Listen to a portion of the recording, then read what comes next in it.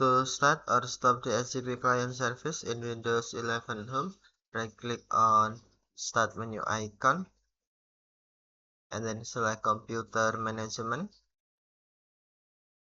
Next, click or tap Services and Applications drop-down menu, select Services, and then scroll down the screen, find the DHCP client. Next, right-click on the DHCP client, and then select Start to Start or select Stop to Stop.